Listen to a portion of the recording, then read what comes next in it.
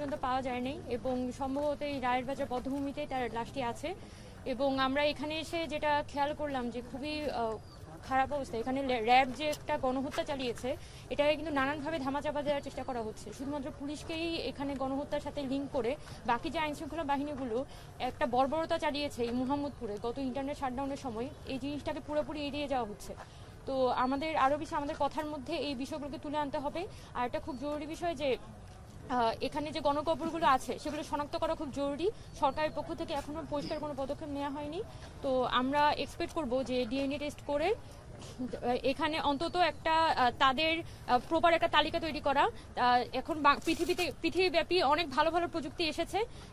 আপনাকে 1 মিনিট 2 মিনিটের মধ্যে একটা বেওয়ারিশ লাশের পরিচয় বের করে দিতে পারবে। সেটার মাধ্যমে কিন্তু সরকার চাইলে একটা তালিকা তৈরি করে ফেলতে পারে যাতে করে পরিবার তার হারানো সদস্যদের যাতে দ্রুততম সময়ের মধ্যে খুঁজে পায়। এবং আমরা আশা করব যে অন্তর্বর্তীকালীন সরকার তারা দ্রুততম সময়ের মধ্যে এখানে গণকবরগুলো শনাক্ত করে যে নিহত ব্যক্তি তাদের সকলকে আইডেন্টিফাই করে পরিবারের কাছে ফিরিয়ে দিবে। ধন্যবাদ।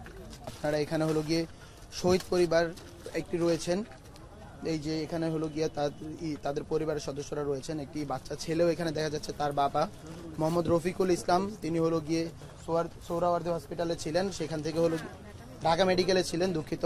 সেখান থেকে তার লাশটিকে গিয়ে হঠাৎ করে গায়েব করে ফেলা হয় এবং তার পরবর্তীতে খুঁজে পাওয়া যাচ্ছে না। তারা আশঙ্কা করছেন বা তারা গিয়ে এখানের ভিতরে সম্ভাবনা খুঁজে পাচ্ছেন যে এখানে হয়তো বা তার বাবার কবরটি এখানে শানিত রয়েছে, এখানের ভিতরে দাফন করা হয়েছে। কিন্তু তারা কোনোভাবে আসলে এই জিনিসটা নিশ্চিত হতে পারছে না যতক্ষণ না পর্যন্ত একটি সুস্পষ্টভাবে ডিএনএ প্রোফাইলিং এর মাধ্যমে তার বাবা, এই ছেলেগুলোর তার বাবার লাশটাকে শনাক্ত করা যায়।